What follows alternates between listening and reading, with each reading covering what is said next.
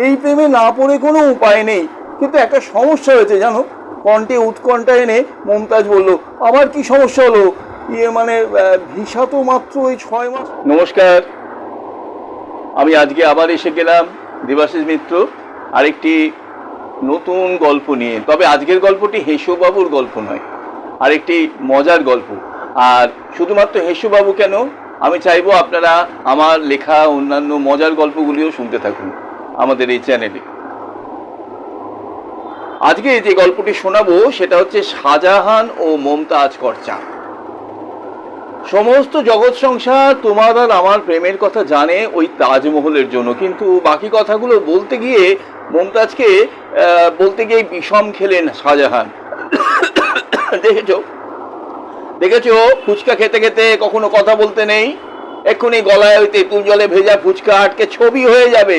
কোনো রকমে নিজেকে সামলে শাহজাহান বলল, না না, এবার আর ঝুপ করে বটল তুলবো না। তাছাড়া আমাদের সময় এই পৃথিবীতে অনেক কিছুই তো ছিল না, ভারত সম্রাট হয়েও সেই সময় তো কিছুই ভোগ করতে পারিনি। হিসেব মতো তুমি ওই মেরে কেটে 30 বছর, মানে ওই 1628 থেকে 1658, আর এখন হলো গিয়ে 2024। পৃথিবীটা কত বদলে গেছে সেটা তো নিজের চোখেই দেখতে পাচ্ছ।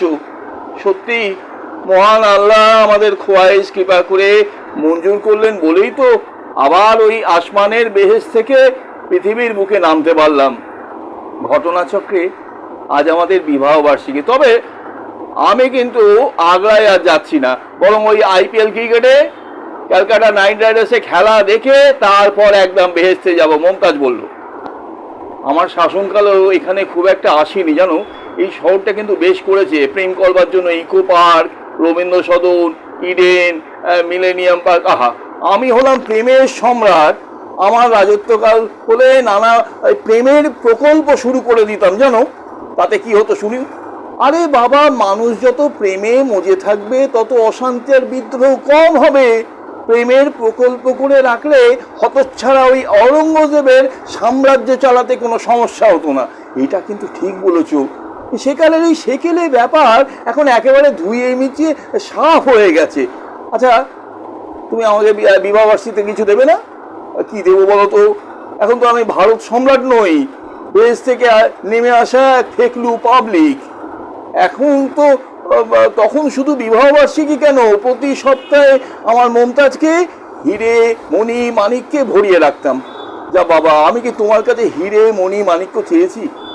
আমি ওসব অনেক পড়েছি, আর যত সব সেকেলে ডিজাইন আছে। ওই আমাজনে দেখো না কত নতুন নতুন সব এসে গেছে, তাই নাকি? হ্যাঁ, আর শোনো, আমার একটা লেটেস্ট মডেলের মোবাইলও চাই জানো। হ্যাঁ, ওই এখন মানুষ যা হাই ফাই লেভেলের জীবন কাটাচ্ছে, তাতে তোমার ওই মোগল শাসন না একেবারে ফেল মেরে গেছে। তাই তো ভাবছি মমতাজ, আর একটা সুযোগ যদি পেতাম। বাকি কথা বলতে না পেরে শাহজাহান আবার একটা বিষম খেলেন। আর সামলে সময় তো চলেই গেছে, কিন্তু আমরা আল্লাহর কাছে প্রার্থনা করব আবার যেন তোমার কাছে আর একটা সুযোগ আসে। কিন্তু আমার এখন বড্ড খিদে পেয়েছে জানো। এই মেরেছে, তোমার তো আবার যে সে খাবারে মন মজবে না। আফগানিস্তান পারস্য থেকে খানা পাকাবার জন্য রাঁধুনি নিয়ে এসেছিলাম, সেসব এখন কোথায় পাবো বলো তো?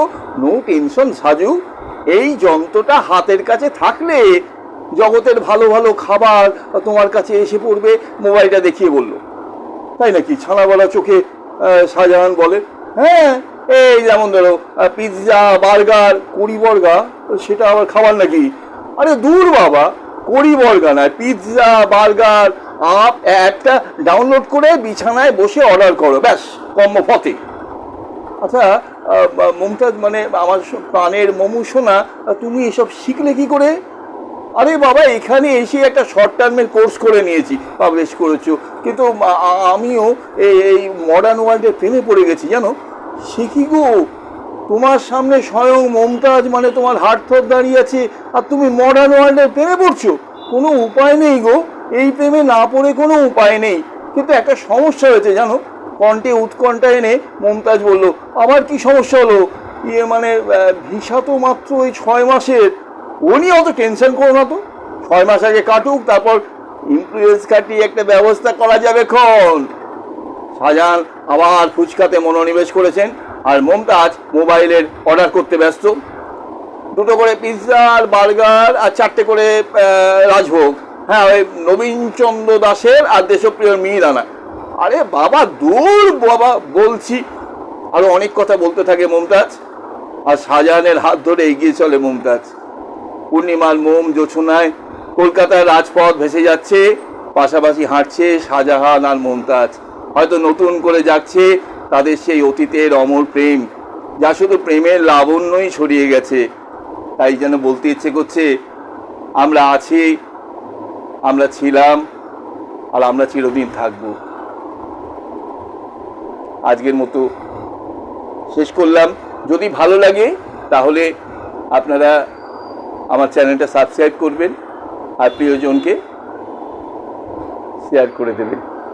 আবার আসবো সামনের সপ্তাহে নতুন একটা গল্প নিয়ে। নমস্কার।